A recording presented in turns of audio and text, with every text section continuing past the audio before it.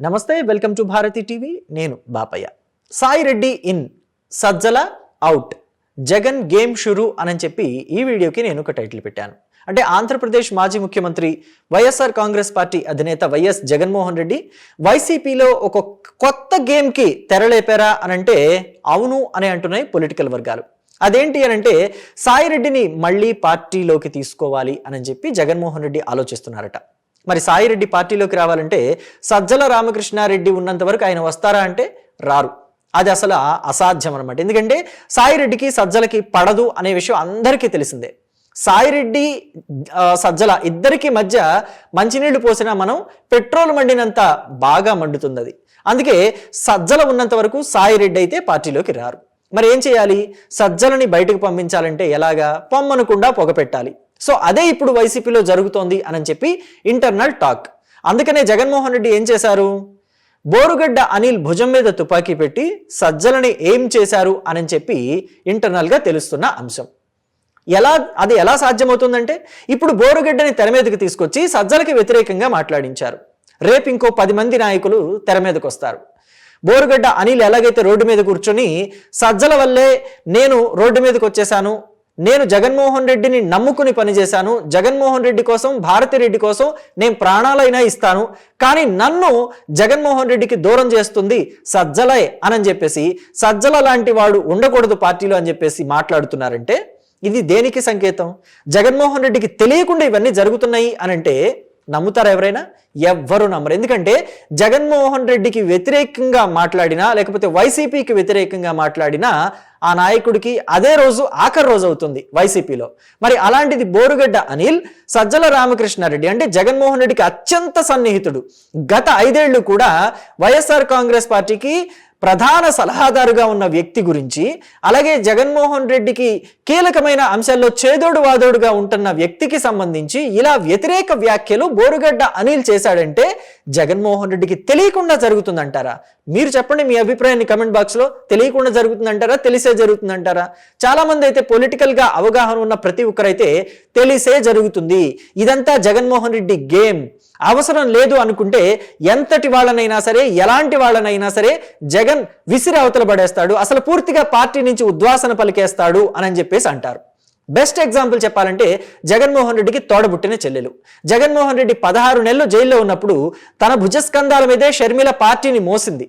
కాలికి గాయమైనా సరే, ఫ్రాక్చర్ అయినా సరే, కాలికి ఆ గిల్టులు అన్నీ వేసుకొని పాదయాత్ర చేసిందే తప్ప ఎక్కడ తన భుజాల మీద వేసుకున్న ఆ కాడి దించలేదు. వైసీపీ బండిని లాగుతూనే ఉంది ఆవిడ ఆ 16 నెలలు. అలాగే ఆవిడ్ని అధికారంలోకి వచ్చిన తర్వాత ఆవిడ్ని ఎలా బయటకు గెంటేశారో మనం అంతా చూసాం. ఆస్తి ఇవ్వలేదు, పదవి ఇవ్వలేదు, కనీసం పోటీ చేయడానికి టికెట్ కూడా ఇవ్వలేదు, ఆవిడ్ని గెంటేశారు. అలాగే కన్నతల్లి విజయలక్ష్మి, ఈవిడైతే వెళ్ళమనకుండా వెళ్ళేలాగా చేశారు. అంటే పొమ్మనకుండా పొగబెట్టారు, ఆవే వెళ్ళిపోయింది.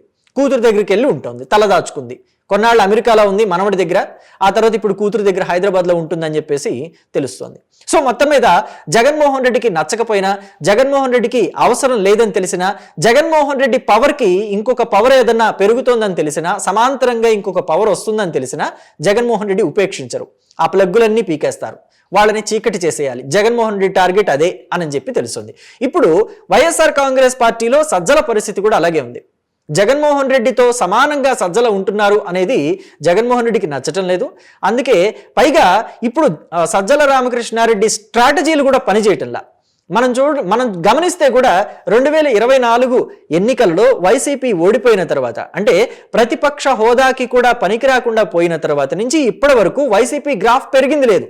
మొన్న ఈ మధ్య పయోనీర్ స్ట్రాటజీస్ అని చెప్పేసి ఒక సంస్థ సర్వే నిర్వహిస్తే ఇప్పటికిప్పుడు ఆంధ్రప్రదేశ్లో ఎన్నికలు పెడితే ఎవరు గెలుస్తారు అని చెప్పేసి ఒక సర్వే నిర్వహిస్తే అందులో కూటమికే మళ్ళీ ఓట్లు పడ్డాయి.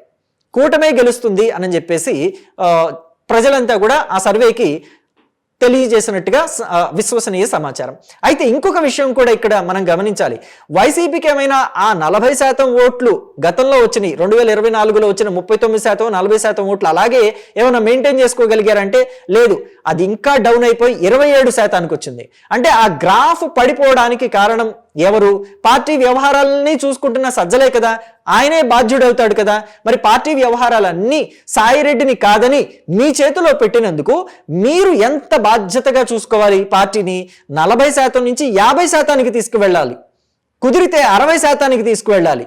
కానీ ఏం చేశారు సజ్జల?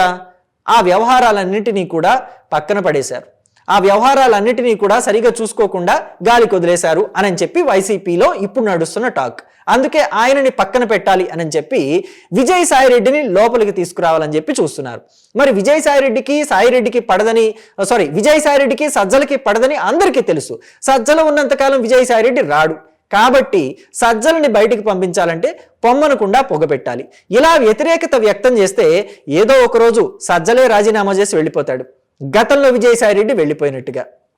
అయితే విజయసాయిరెడ్డి వల్ల మళ్ళీ పార్టీ పైకి లెగుస్తుందా అంటే లెగుస్తుందన్న నమ్మకం జగన్మోహన్ రెడ్డికి కలిగిందేమో, అందుకే ఈ నిర్ణయం తీసుకున్నారేమో అని చెప్పేసి అంటున్నారు. ఎందుకంటే మనం గమనిస్తే 2018, 2019 ఆ టైంలో, మామూలుగా అయితే 2014లో అసలు YSR Congress party first time పోటీ చేసినప్పుడు ఒక 70-75 సీట్లన్నా వచ్చినాయి అని అంటే ఆనాడు సజ్జల జగన్మోహన్ రెడ్డి విజయసాయిరెడ్డి జగన్మోహన్ రెడ్డి ఇద్దరూ కూడా కలిసి కృషి చేయటం వల్లే ఆ మాత్రం ప్రతిపక్ష హోదా, ఒక మంచి ప్రతిపక్ష హోదాతోటి వైసీపీ అసెంబ్లీలోకి అడుగు పెట్టగలిగింది.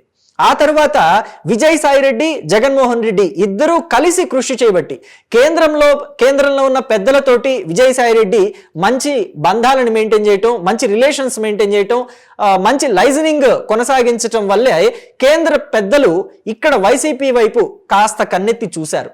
ఆ మాట నిజమని చెప్పుకోవాలి. ఎందుకంటే ప్రత్యేక హోదా విషయంలో టీడీపీ బీజేపీ తోటి డిఫర్ అయింది, ఎన్డీఏ నుంచి బయటకు కూడా వచ్చేసింది. ఆ టైంలో విజయసాయిరెడ్డి వైసీపీని ఎన్డీఏకి దగ్గర చేశారు, బీజేపీ పెద్దలకి దగ్గర చేశారు. అదే 2019లో వైసీపీకి 151 సీట్ల థమ్మింగ్ మెజారిటీని తీసుకొచ్చి పెట్టడంలో కూడా హెల్ప్ అయింది. కాబట్టి ఏదైనా సరే విజయసాయిరెడ్డి అంటే జగన్మోహన్ రెడ్డి కేసుల అంశంలో కూడా మనం చూసుకుంటే విజయసాయిరెడ్డి A2గా ఉన్నారు.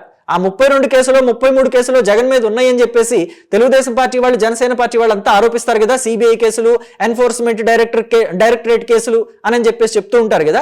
వాటన్నిటిలో A2గా ఉంది ఎవరు? A1గా జగన్ ఉంటే A2గా విజయసాయిరెడ్డి ఉన్నారు. కానీ సజ్జల దేంట్లోనూ లేరుగా.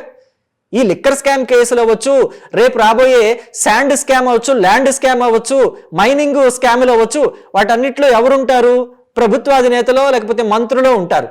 సజ్జల ఉండడు, భార్గవరెడ్డి ఉండడు. సజ్జల రామకృష్ణారెడ్డి తనయుడు భార్గవరెడ్డి పార్టీ వ్యవహారాలన్నీ చూసుకున్నాడు. ఇలా తిట్టించే వాళ్ళందరినీ తీసుకొచ్చి తిట్టించాడని చెప్పేసి వాళ్లే చెప్తున్నారు, తిట్టిన వాళ్లే చెప్తున్నారు. బోరుగడ్డ అనిలే చెప్పాడు, వాళ్ళు చెప్తేనే నేను చేశానని చెప్పి చెప్తున్నాడు. కానీ తీరా చూస్తే ఏమైంది? ఇప్పుడు ఏ కేసులోనూ వాళ్ళు లేరు, మంత్రులు వీళ్ళే ఇరుక్కుంటున్నారు. ప్రభుత్వాధినేతలు అంటే ఈ లిక్కర్ స్కామ్ లో కూడా ఫైనల్ లబ్ధిదారు జగన్మోహన్ రెడ్డి అని చెప్పి సిబిఐ సిట్ తన ఛార్జ్ షీట్ లోనే దాఖలు చేసింది. కానీ ఎంతవరకు ఆ అవినీతి జగన్ చేతులకు అంటిందనేది తెలియలేదు. కానీ మొత్తానికైతే ప్రభుత్వాధినేతలే ఇబ్బందుల్లో ఉన్నారుగా. సజ్జల రామకృష్ణారెడ్డి సేఫ్ సైడ్ లోనే ఉన్నాడు. అయితే విజయసాయిరెడ్డి మాత్రం మొదటి నుంచి జగన్మోహన్ రెడ్డి కేసుల్లో A2గా ఉన్నారు. సో కాబట్టి ఆ కేసుల్లో నుంచి బయటపడాలన్నా, ఆ కేసులు ఇలాగే దాన్ని ఏమంటారు, మనకి వాయిదాలతో కొనసాగుతూ ఉండాలన్నా, డిశ్చార్జ్ పిటిషన్లతోటి కొనసాగుతూ ఉండాలన్నా, అన్నిటికీ విజయసాయిరెడ్డే ఉండాలి. పార్టీని పైకి లేపాలన్నా, ఎందుకంటే గతంలో పార్టీని అధికారంలోకి తీసుకురాగలిగింది విజయసాయిరెడ్డి అండ్ జగన్మోహన్ రెడ్డి కాంబినేషనే. మళ్ళీ ఇప్పుడు కూడా విజయసాయిరెడ్డి జగన్మోహన్ రెడ్డి కాంబినేషన్ యాడ్ అయితే ఆ జుగల్బందీ మళ్ళీ రాజకీయ తెర మీదకి వస్తే వైసీపీకి పూర్వ వైభవం వస్తుంది అనేది కార్యకర్తల్లో కూడా ఉన్న ఆకాంక్ష. సో మరి కార్యకర్తల నుంచే జగన్ తెలుసుకున్నారో లేకపోతే వైసీపీలోని నాయకులే జగన్మోహన్ రెడ్డికి హితబోధ చేశారో తెలియదు. కానీ జగన్మోహన్ రెడ్డి మళ్ళీ విజయసాయిరెడ్డిని తెచ్చుకోవాలి పార్టీలోకి అని చెప్పి చూస్తున్నారు. అందుకే సజ్జలకి పొమ్మనకుండా పొగబెడుతున్నారు అని చెప్పి ఇప్పుడు పొలిటికల్ టాక్. మరి దీని మీద మీరేమంటారు? సాయిరెడ్డి వచ్చినంత మాత్రాన ఇప్పుడు వైసీపీ మళ్ళీ పూర్వ వైభవాన్ని తెచ్చుకోగలుగుతుందంటారా? జగన్మోహన్ రెడ్డి సాయిరెడ్డిని తెచ్చుకోవడానికి సజ్జలని బయటికి పంపించేస్తున్నాడు అనే టాక్ నిజమేనంటారా? మీ అభిప్రాయాన్ని కమెంట్ బాక్స్లో తెలియచేయండి. Thank you.